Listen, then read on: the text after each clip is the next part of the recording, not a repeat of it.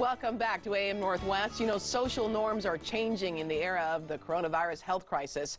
What would have been considered a faux pas a few months ago is now common practice.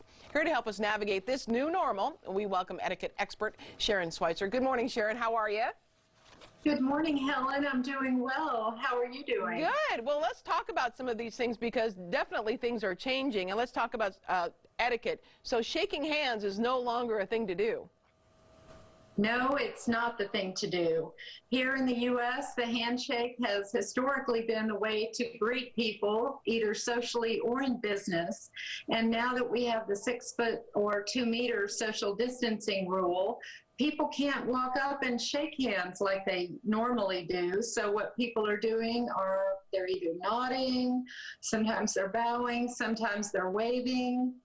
But even the elbow bump, you have to be within 6 feet or 2 meters. Yeah, you can't do the elbow bump anymore either. What do you suggest?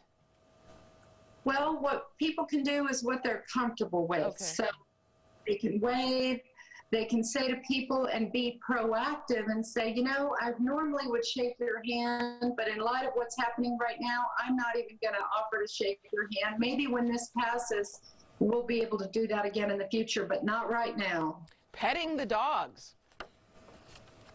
We all love Fluffy, but Fluffy can't keep up with what mass media is sharing with us, which is all the good steps to do to avoid the COVID-19. So when you're out walking Fluffy in the neighborhood, the best thing you can do when you see someone approaching who's going to want to pet your dog is to put your dog on the other side of you and say, as that person approaches, I would love to pet your dog, and I know you would love to pet mine, but we can't do that right now. Not only will we be within 6 feet of each other, but we really don't know everything about COVID-19 right now. So let's wait until everything is resolved, and then maybe our pets can have a play date together. That's a good idea. And then, you know, just the idea that you have to keep away from somebody, you have to keep your distance from somebody feels rude.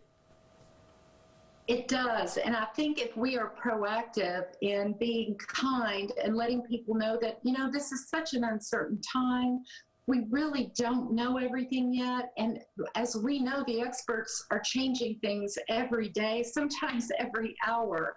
So for us in the lay community, we really don't know all the scientific details. So if we're proactive with each other and we're kind, it can really put people at ease. And I think that's the toughest thing right now, Helen, is we all feel awkward. Yeah. And none of us feel awkward. Right. We're getting invitations to things like Zoom meetings. And for some of us, we don't know how to respond. What are your suggestions? And to be, you know, have good manners about it, of course. Well, Zoom is the latest thing. Zooming, Skyping is also becoming really popular, even though we've had Skype for a long time now. So you have to look and decide if you want to attend that Zoom meeting or not.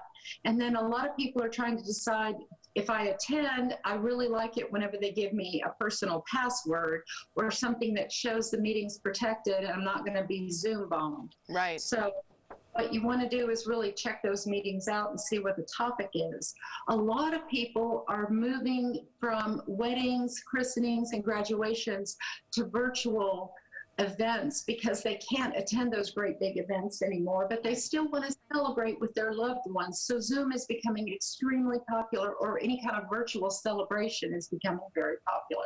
Do you have people, do you think it's a good idea for people to remove their shoes if they have to go somewhere, come to someone's house, say? Well, the experts are telling us that that is a very good idea to do. And in many cultures, say the Czech Republic, Poland, Central Europe, Asia, many people remove their shoes anyway as a part of their culture. So if you go to someone's home and they ask you to remove your shoes, it's very kind and polite to go ahead and do so. And many times they'll have slippers or they'll have shoe protectors or something else for you to pop on your feet right there at the front door. It's also a good idea to be proactive and maybe pop a couple pair of clean socks in your vehicle or in your bag or your purse. Putting on a mask, we really need to do it, especially when we go to the grocery store or any enclosed space.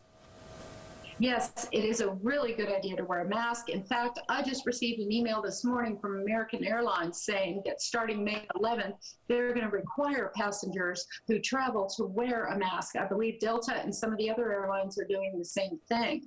So if you're going to go out, it's a great idea to wear a mask, whether your state, city, or county wants you to do it or not. Now, we do have people with certain physical limitations, Helen, that can't wear a mask. Right, right. COPD, respiratory illnesses, or claustrophobia.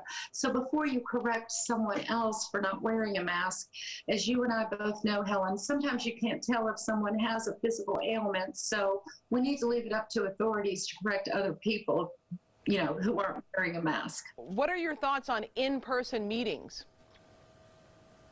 Well, I would follow the law in the jurisdiction that talks about whether you should have in-person meetings or not. I know some of the governors and some of the states are opening those states back up for business, and I believe in certain jurisdictions they are still keeping the limit on 10 or fewer people within a business or within a location. So I would definitely follow the law in the jurisdiction, and I would, from my understanding, it is still 6 feet apart. Yeah. So have a great big executive conference room or executive briefing center where you can sit 6 feet apart and still hold your meeting. Yeah. Sharon, thank you so much. Great talking with you as always. Appreciate it. It's a pleasure, Helen. All right, we'll be right back with more AM Northwest. Don't go away.